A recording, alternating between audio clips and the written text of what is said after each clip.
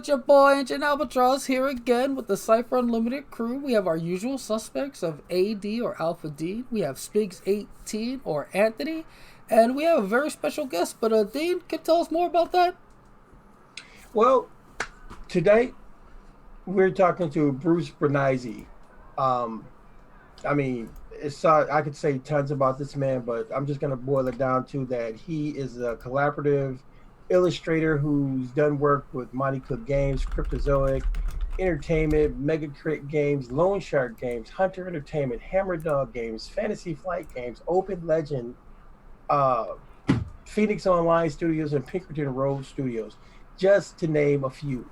I'm not even going to go into his background. I'm going to leave that to him when we start talking about his um, his extensive catalog of work, which is phenomenal.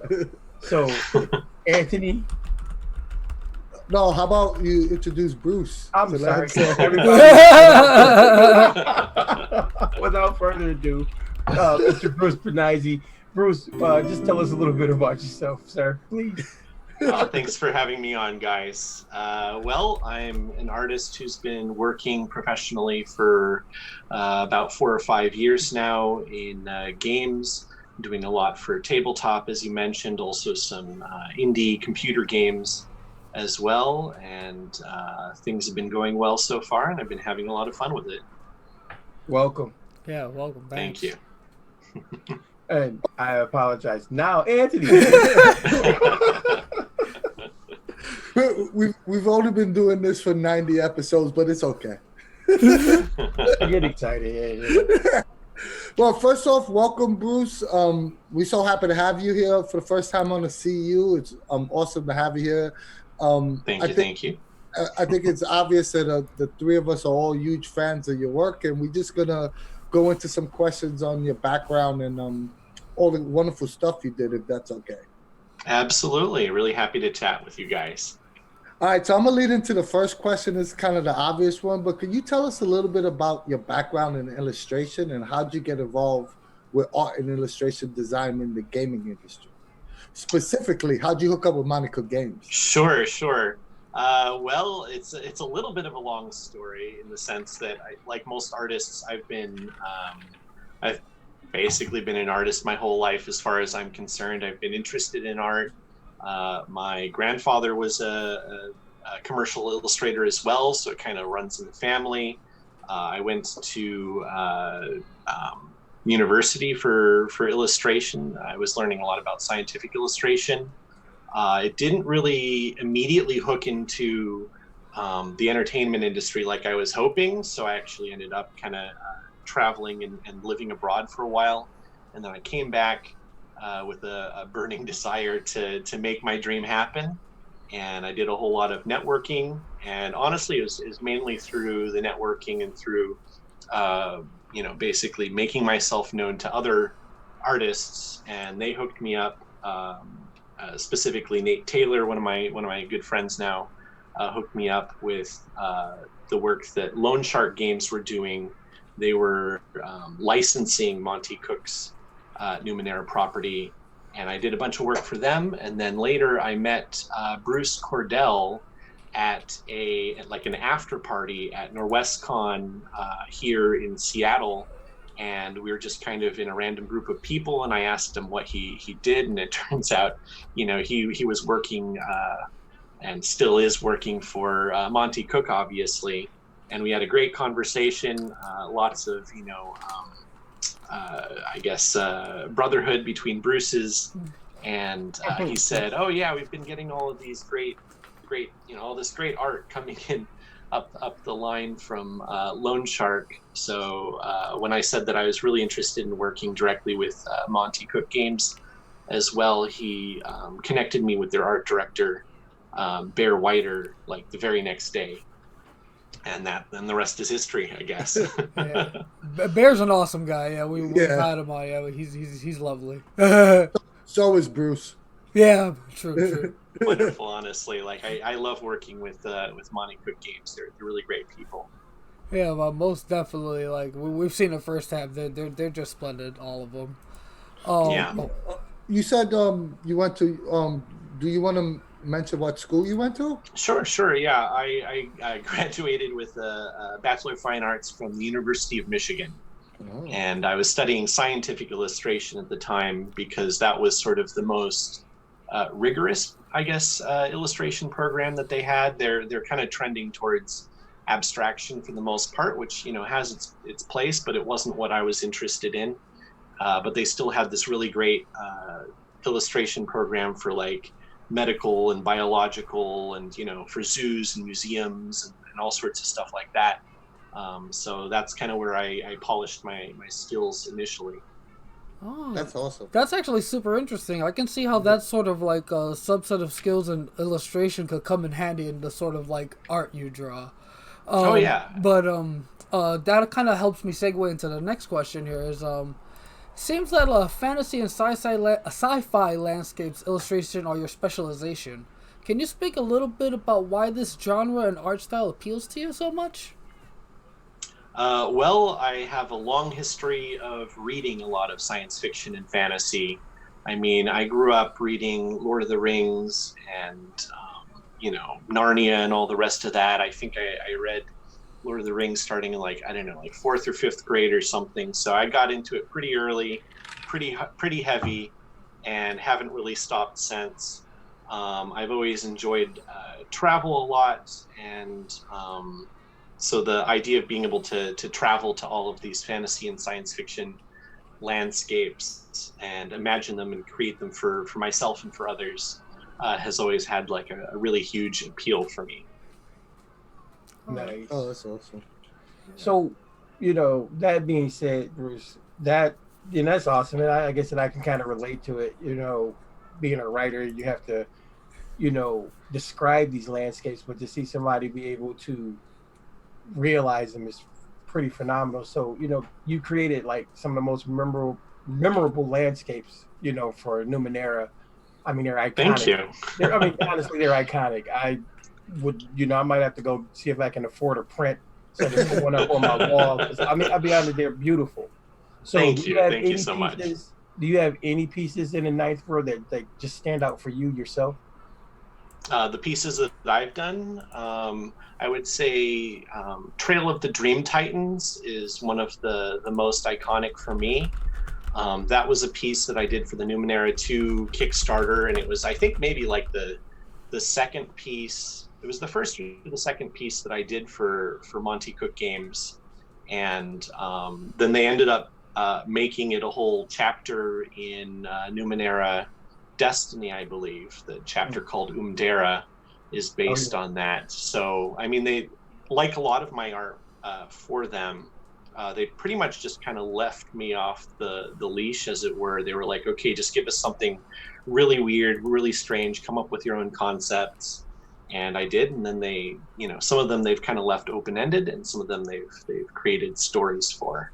But yeah, that one in particular is a favorite, and it was my first piece to get into Spectrum, the best of fantastic contemporary art, an annual for fantasy and science fiction art that I've been wanting to get into since I was a kid. So it's got a really special place in my heart.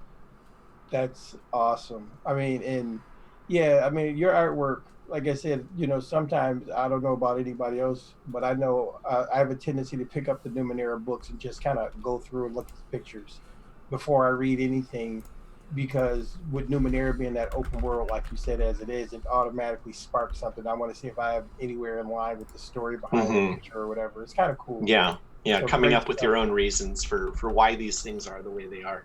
It's great. It's great stuff, man.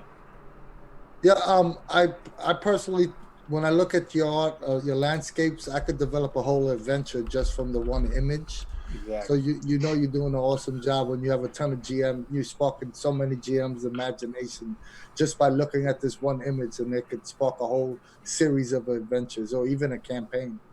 Yeah, it's definitely my pleasure. Like, you know, I want it to feel like you're looking through this portal into another world, and there's like, you know, narrative hooks, you know, in that visual, so that you can be like, okay, why is this the way it is, and how does that connect to this other thing here in the picture? And then it starts, you know, one thing starts to lead to another. So yeah.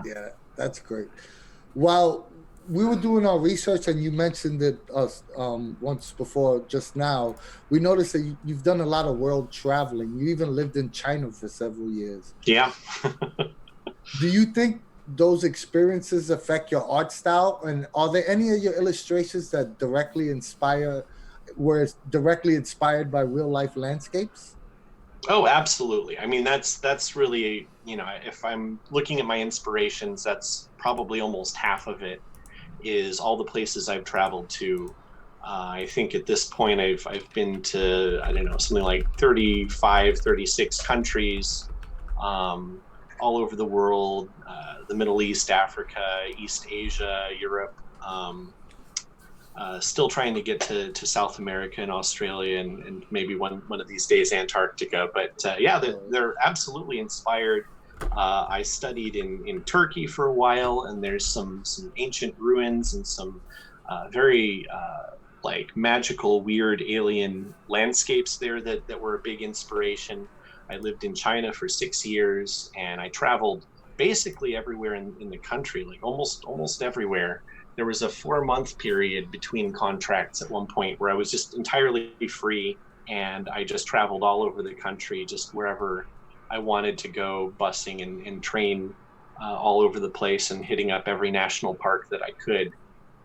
So yeah, a lot of that really does make its way into the art, including the art for Numenera, although it's picking something from the real world and then marrying it to something weird and out of place, like maybe a texture that I find on a sea urchin, or some other randomness that kind of sparks the idea.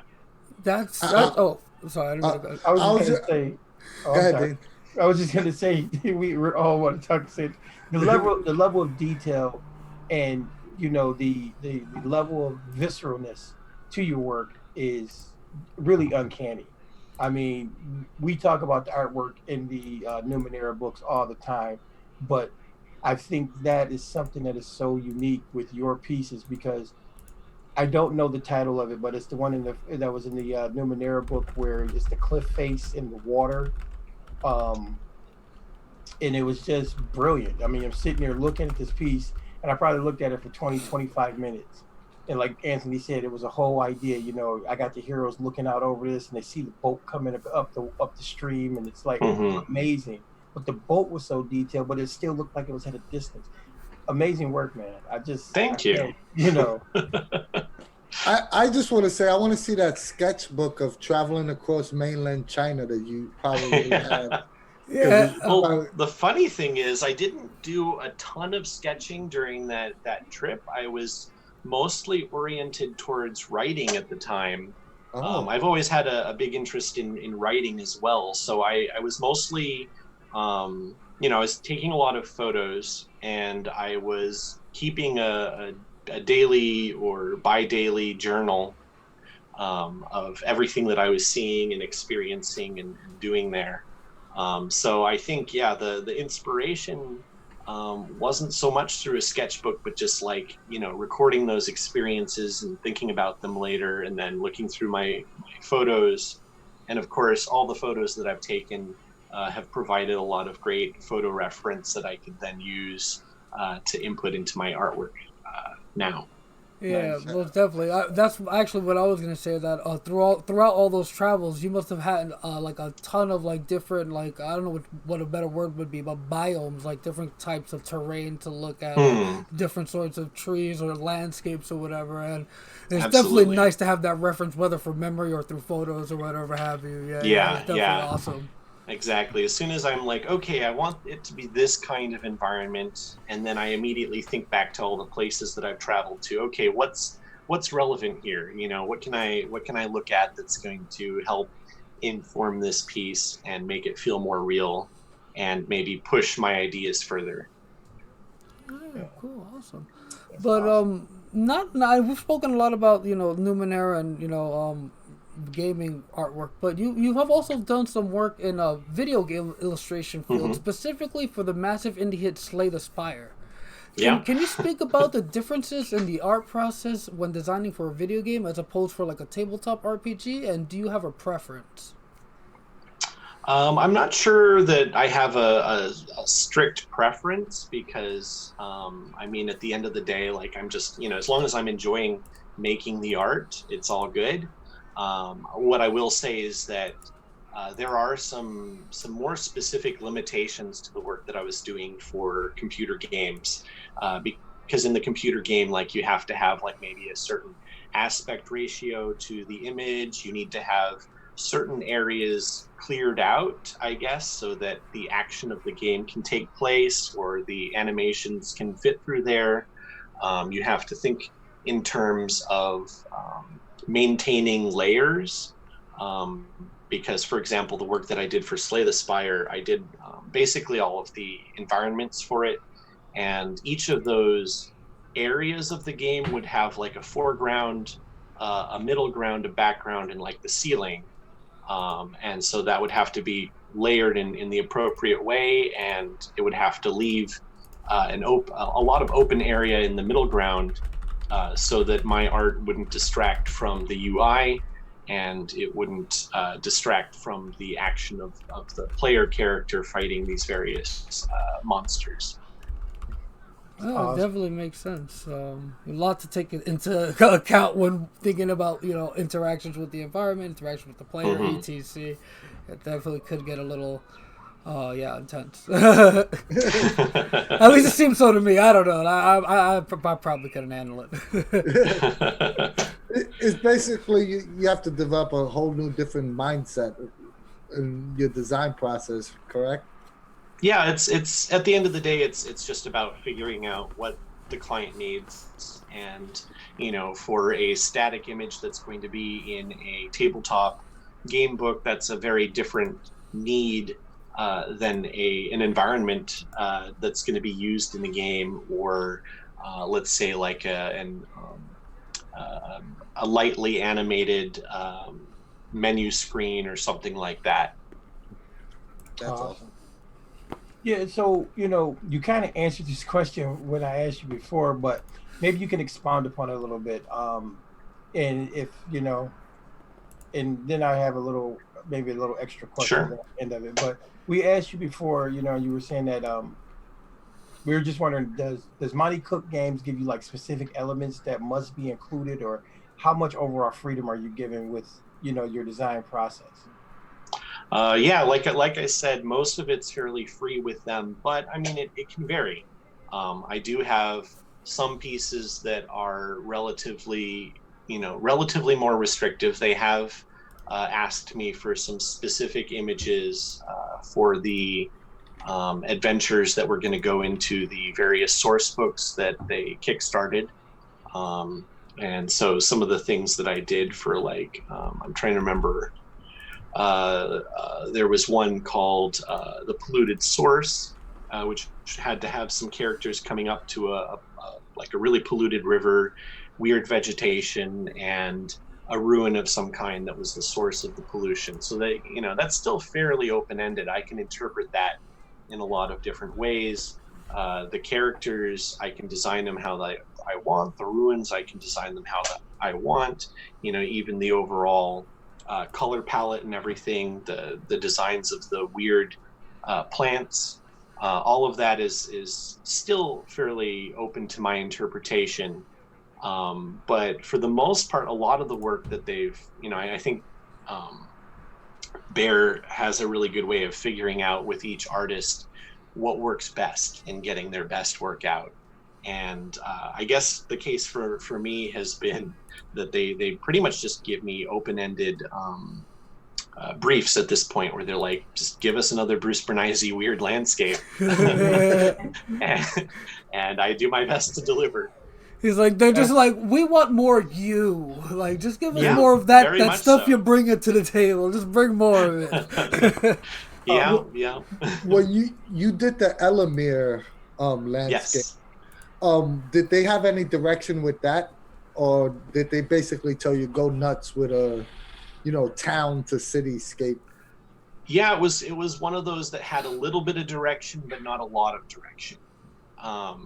I think, as I recall, it was like, okay, there's going to be this small town. It's going to have the Trilling Shard, this sort of rock artifact at the center of it.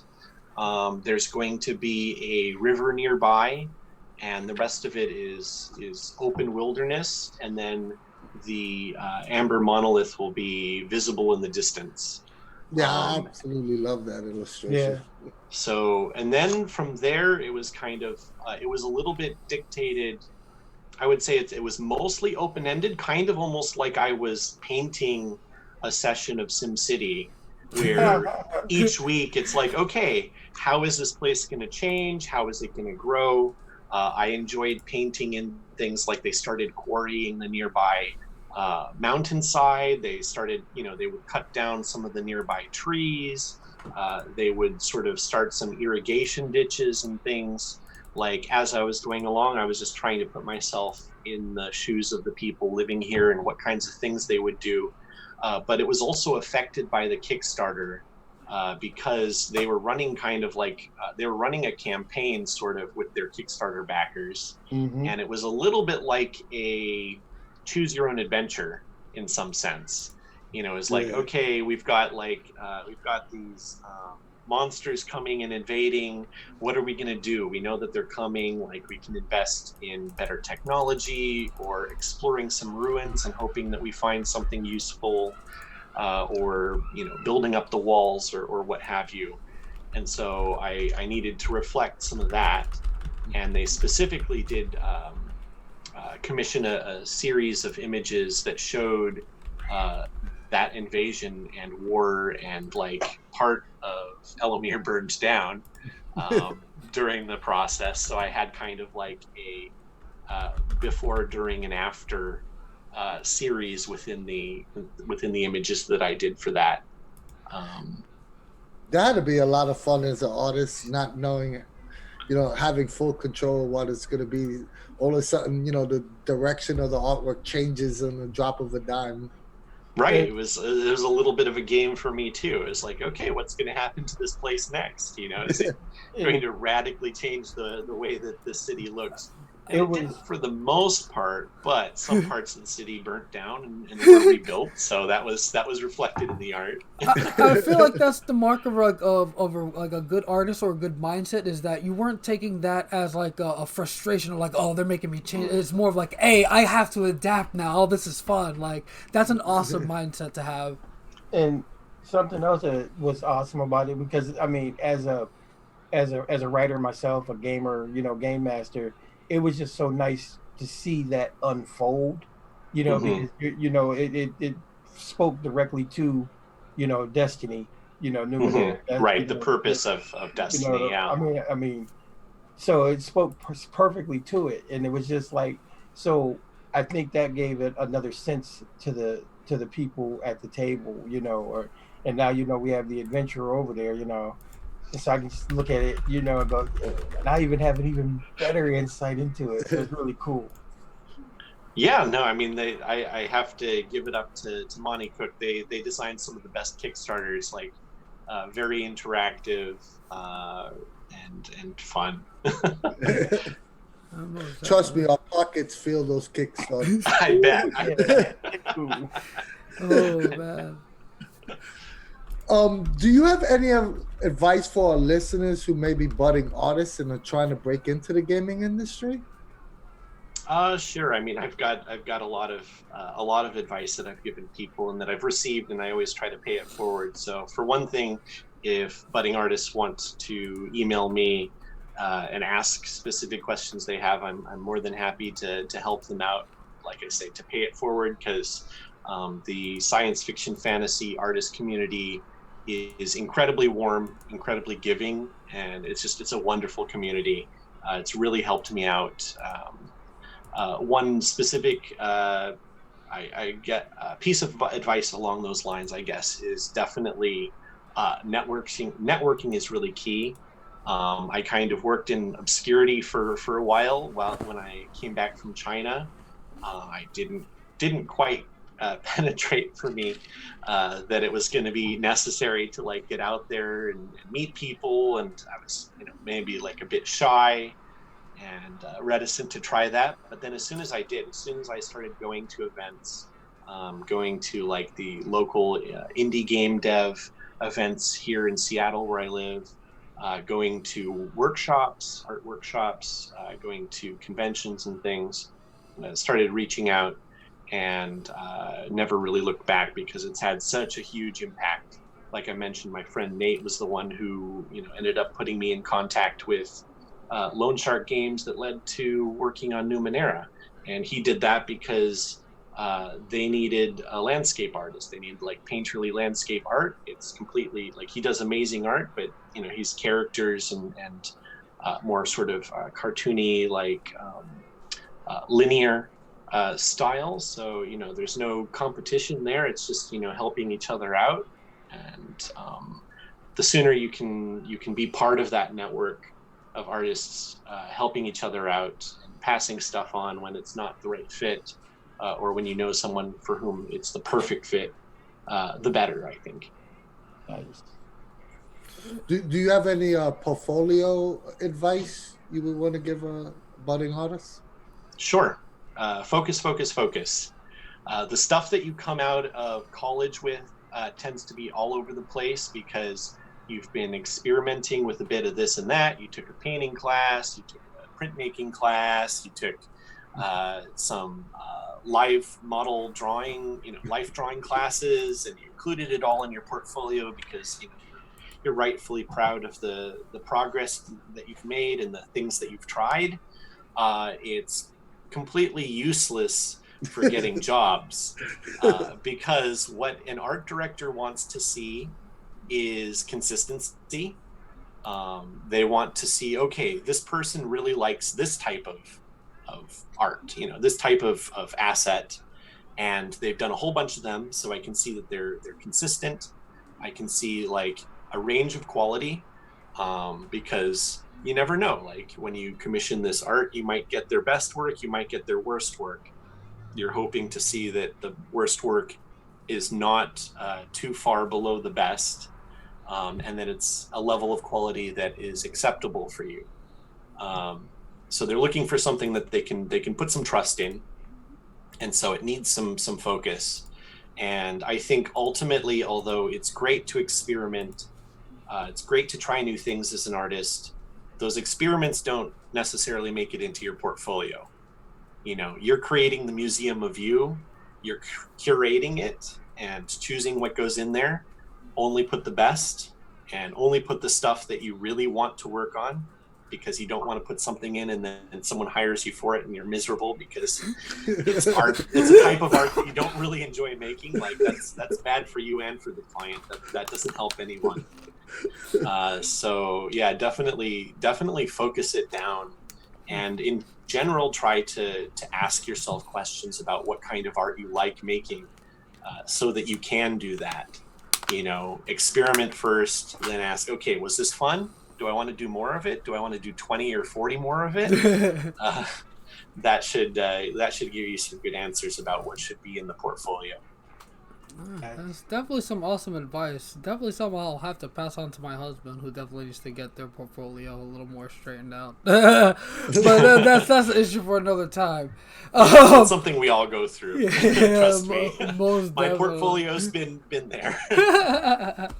Oh man, but yeah, speaking of your portfolio, like it has a lot of interesting, cool stuff in it, and your art in general is just very awesome. So you spoke a little bit about this earlier with your trip to China, your stay there, and how you went visited a lot of different places. So you talk about like how you drew inspiration from that. Is there another place or another source of inspiration that you have, or maybe a favorite like spot you like to visit or go to in your mind when it comes to your art? And follow-up question, do you have a favorite artist or illustrator? Sure. So other, I guess, favorite places to visit in my mind, at least, because I don't get to go there regularly. I really loved my time in Turkey, actually. And there's this place there called Cappadocia, which has these weird formations of rock that people carved cities into. And so it's kind of, it looks a little bit like the Grand Canyon or Bryce Canyon here in the US, except that there's passageways, and people had built entire underground cities to escape from invaders. It's a magical place. I got to visit there several times when I was studying in Turkey, so that's definitely a favorite place to draw inspiration from. For artists, I mean, there's a ton, but some of the most influential for me, I'm going to mention first of all a guy who's still around, still making great art, called Mien Satu. He is a Chinese American artist. He does landscapes, and he does character work, and he does historical pieces, kind of a lot of Western landscapes, and then a lot of Western history, kind of showing the history of Chinese Americans in the American West. So it's fascinating stuff. It's beautiful. It's inspiring, and I can say that I definitely like. There's several pieces that I did for Numenera where I was specifically looking at his stuff for inspiration, and some of the flavor of that went into my pieces. Another couple artists I'd like to mention: Keith Parkinson, who is one of the big four D&D artists who really shaped the visual world of D&D, I guess, in like maybe the 80s and 90s in particular. And he's unfortunately no longer with us, but he used to be one of the most prolific science fiction fantasy artists for book covers and everything when I was growing up. So like half of those books, you know, that I grew up reading, you know, like a lot of the David Eddings books and you know, like all sorts of stuff. I mean, like really tippy top quality artwork inspired me. And lastly, Michael Whalen, who was also, you know, one of the most influential artists at that time in particular. I think those two, between the two of them, pretty much like had a large portion of the science fiction fantasy book cover market sewn up. Certainly during like the 80s and 90s when I was growing up and starting to read those books and go to the local library and whatnot. I mean, just so many iconic books. They did the covers, and they did iconic covers for. And Michael Whalen did a lot of that kind of like alien landscape stuff that I've really gotten into and really kind of made my bread and butter from. So, you know, he's a huge influence as well. Oops. Lights just went off. Uh-oh. All right, there we go. We're back. That's some great artist that you failed to mention, and he's just reminding you. Oh boy.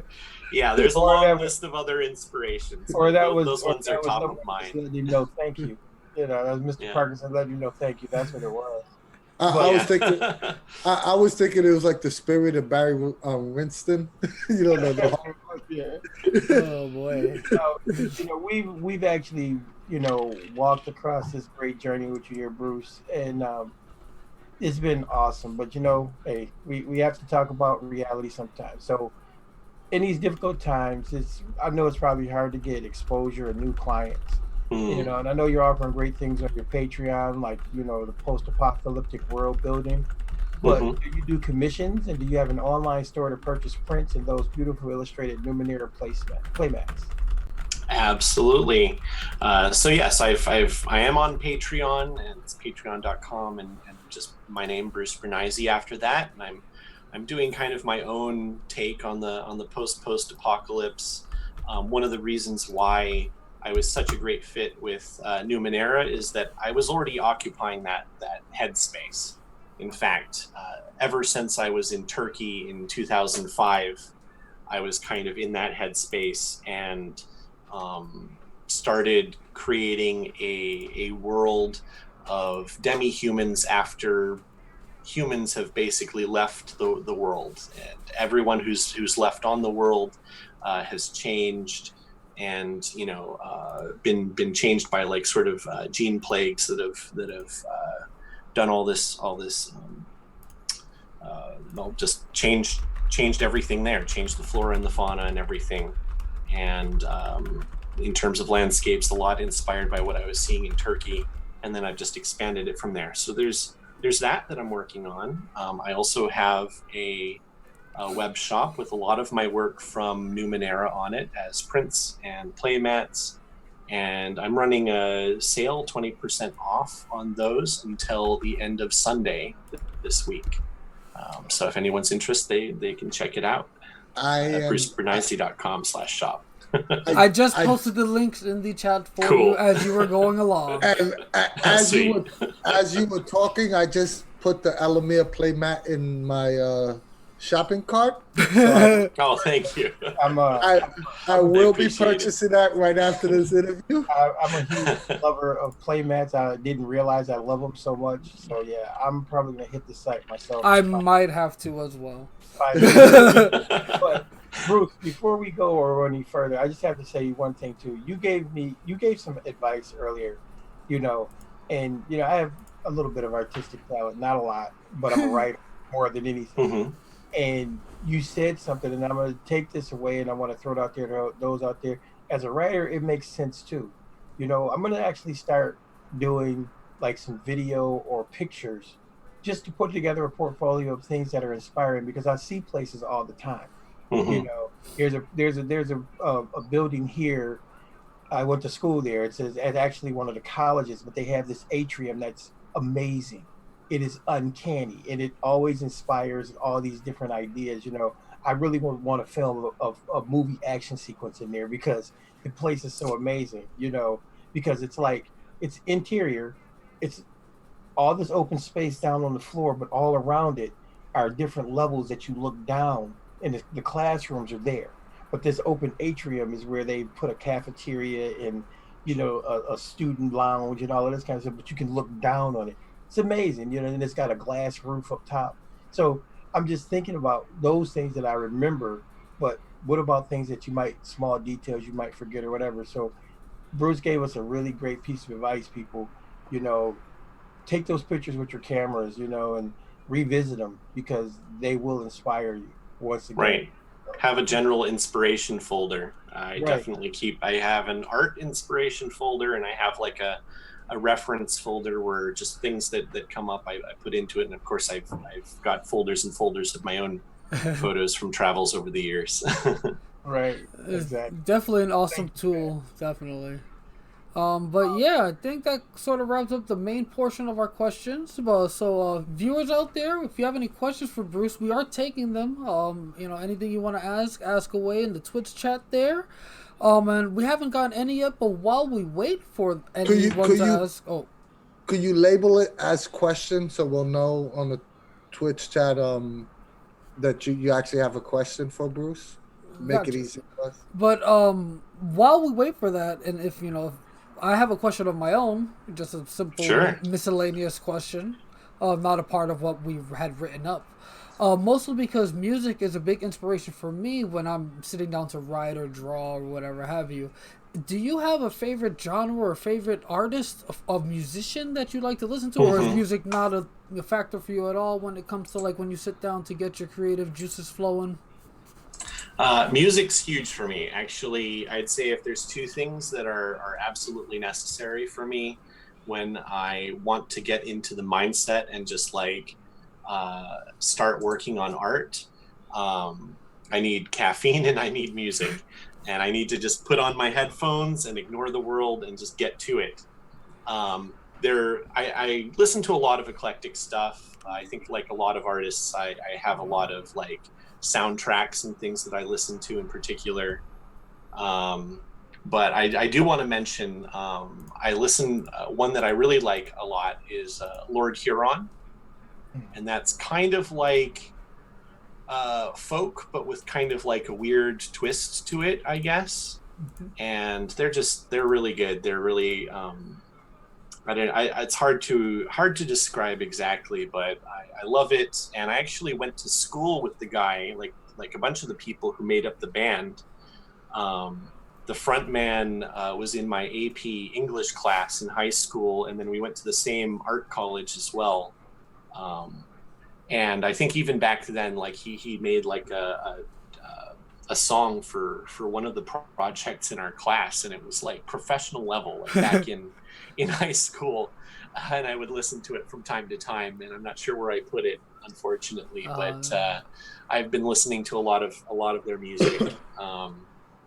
Yeah, it's kind of like this. They like to create narratives with their music, and a lot of it is kind of like mixing Western folk with like science fiction like I always feel like there's like a science fiction fantasy angle to it, to some of the lyrics.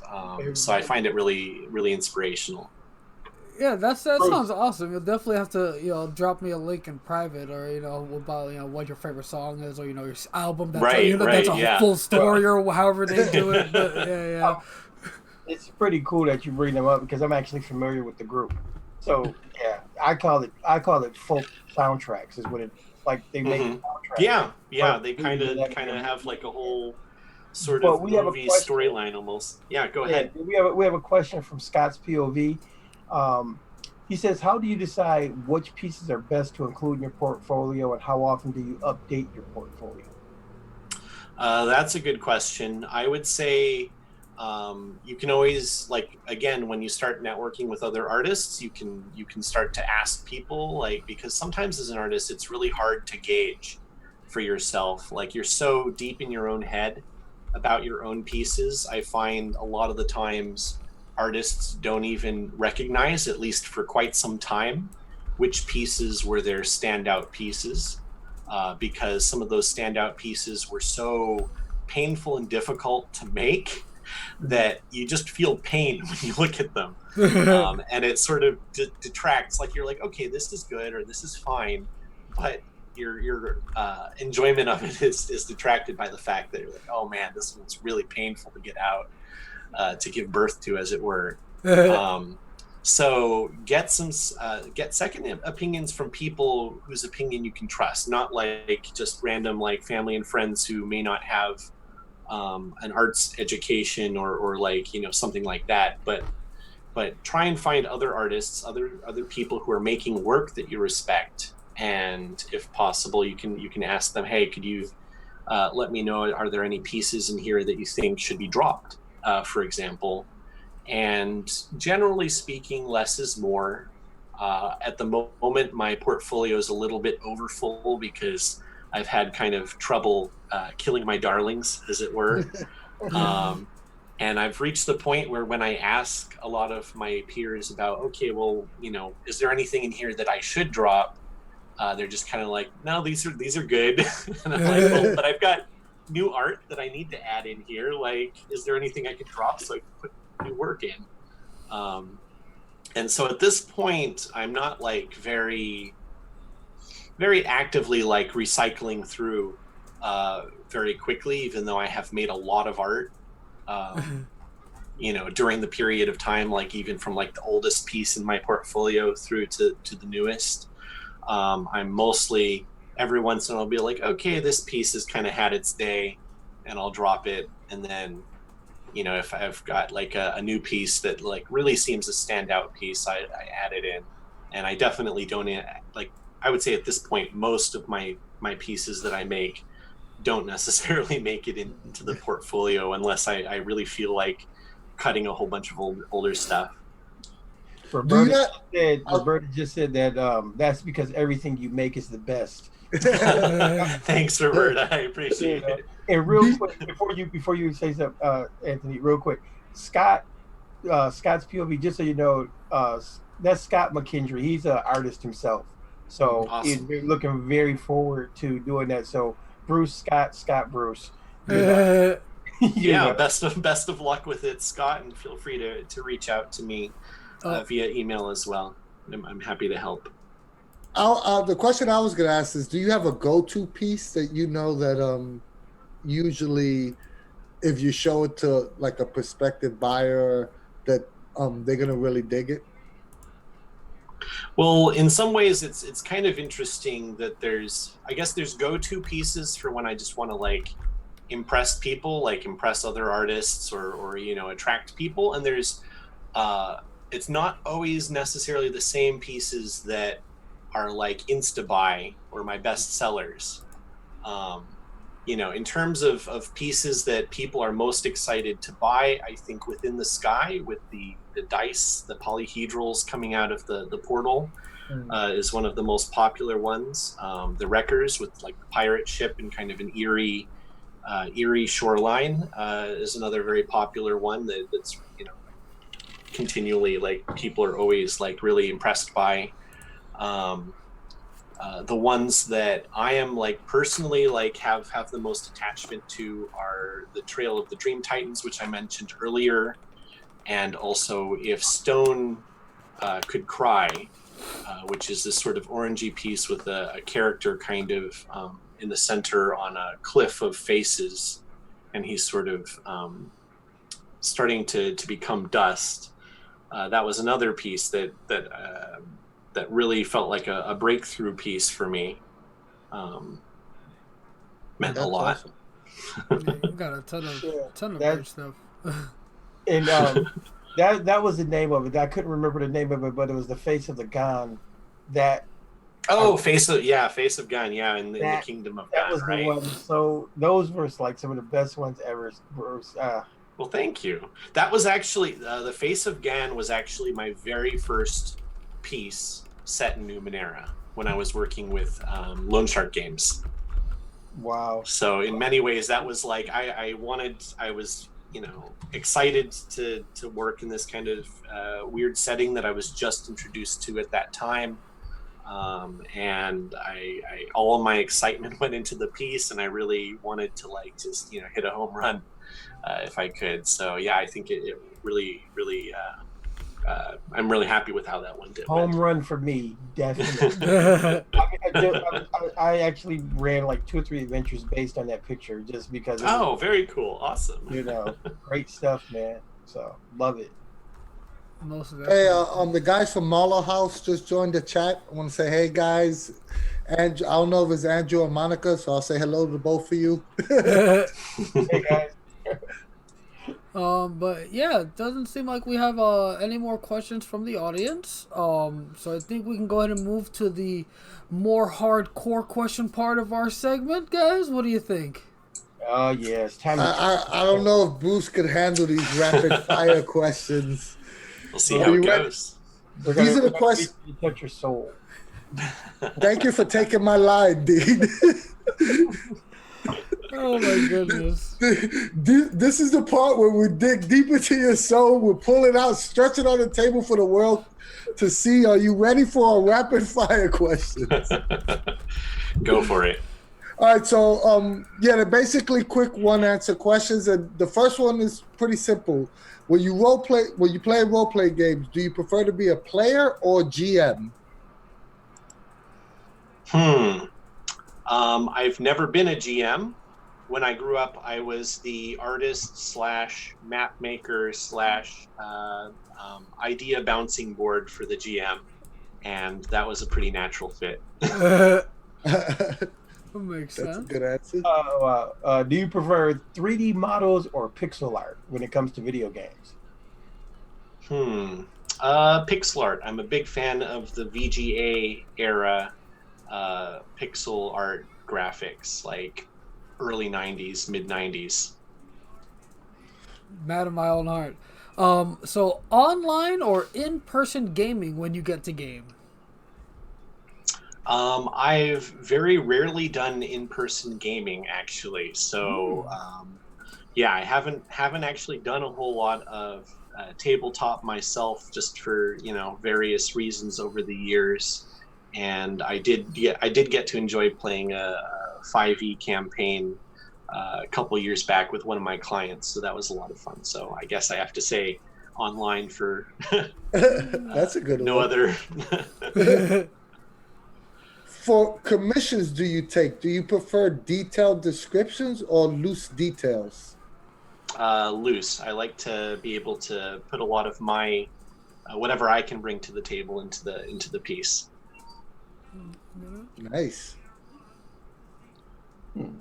So at the gaming table, or should I say at your computer, do you Right. prefer or sweet snacks? Do I prefer salty or sweet? Yes. Salty. Man after my own heart.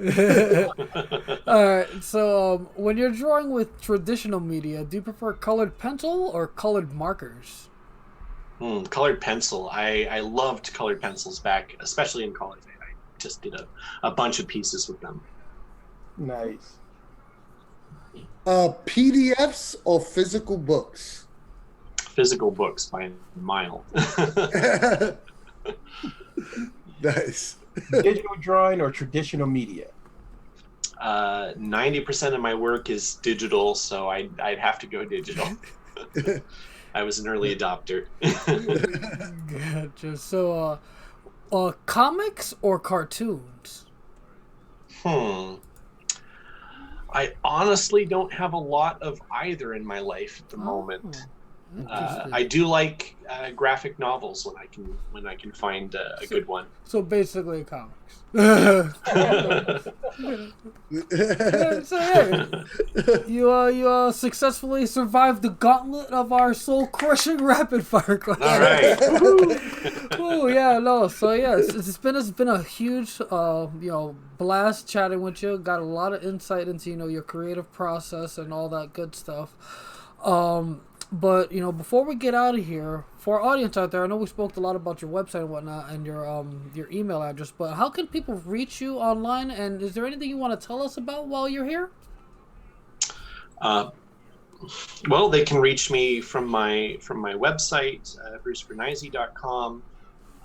They can email me at b.brenneise@gmail.com. And I think I've mostly talked about the things that I wanted to talk about. I'm having a lot of fun with my Patreon. Getting to carve out a little bit of space for personal work is always nice as an artist. It gives you a chance to experiment with some things. So far so good. Awesome. But it's been fantastic having you on. Thank you everyone out there for stopping by, joining us for this fantastic chat. Anthony, Dean, any final thoughts before we get out of here? I'll let Dean talk about what Marlowe House has up in store in the coming month, because it's going to be a lot of fun. But I just want to say, please support Bruce. He's a great guy, fantastic artist, and everyone should support him if they can. Thank you. Very much appreciated. I dropped all the relevant links down below in the Twitch chat, and if you're catching this later on YouTube, they will be down below in the description. So, final thoughts out there to the world. Bruce Brenneise, thank you so much. Awesome. His artwork is completely and totally inspirational, whether you're a writer or another artist, or a little bit of both, like some of us. Even if you can't support him right now, just take a look at it, and drop him a line and let him know, just keep the fires burning, because that's what's really important. And what Anthony was referring to was Marlowe House basically, grabbed the torch and is leading the way with SoloCon, which is short for Isolation Con. So we're going to do an online convention on the 18th and 19th of April. It's going to be kicked off on the 17th with Marlowe House's normal show at that regular scheduled time. So little things will probably be happening beforehand, just like any convention. But there's involvement from people all over the industry. We really can't throw out too many names because certain things have to be nailed down, but just know Paizo's involved. So it's going to be Pathfinder 2 stuff. There's going to be 5e D&D. There's definitely going to be Cypher, because, hey, I'm a Cypher guy, and the Cypher is all about Cypher, so we're going to be running some Cypher stuff. But this is going to be a great event. Everybody out there listening, if you can, and it's going to be an event to support the RCF.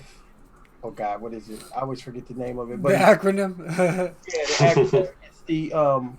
It's a charity for the people in the role playing game industry who are displaced. It's like a disaster relief, and everything else. And right about now, medical emergency stuff, so on and so forth. That's what the charity is for. But that's what we're going to be supporting, because right now, with the way the industry is, there's so many people who are displaced, are not working. And, in these crazy times that, life has been reduced to talking to everybody on, video chat, Right. is crazy. So, if you can, the 18th and 19th of April, hop on Facebook. We've got a Facebook page up. You can hop on through Cypher Unlimited, our Discord, our Facebook, my page, my own personal page, which is Sovereign Sentinels of Geekdom. We're going to be blasting it out all over the place. But if you want to participate, if you want to just, donate to the charity, what have you, come out and support, guys. It's going to be awesome.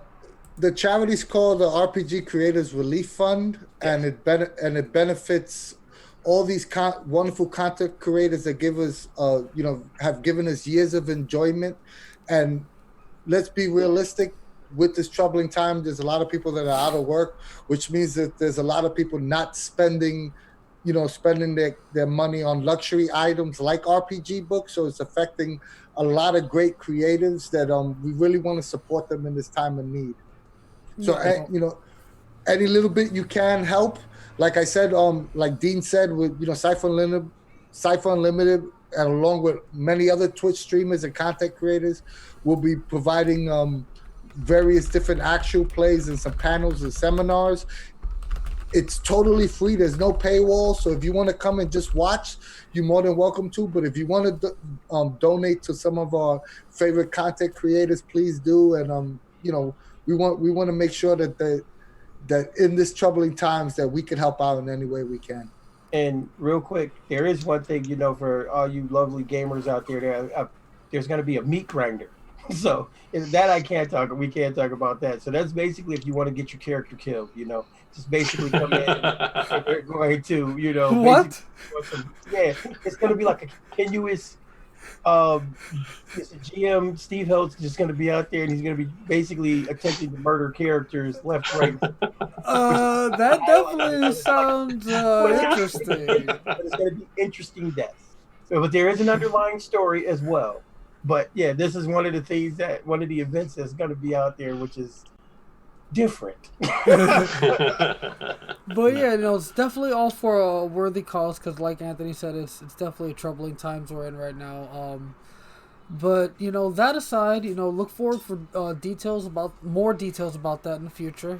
Once we lock more things down and so on and so forth. But yeah, we'll be sure to share those details as they come. But yeah, thank you guys so much again for stopping by, watching. You guys are all awesome, amazing, especially you, Roberta, helping with the links, giving us that little coffee, donation, which is awesome. Thank you so much. And again, thank you so much, Bruce, for coming on, chatting with us. You are amazingly talented, and it's awesome that we had a chance to sit down and chat with you. Definitely got to hear some nice advice. Hopefully people out there learn some stuff. And if you're watching this, be sure to follow if you haven't. If you're watching on YouTube, be sure to like, share, subscribe, all that good stuff. And from us at the CU, we will see you all later.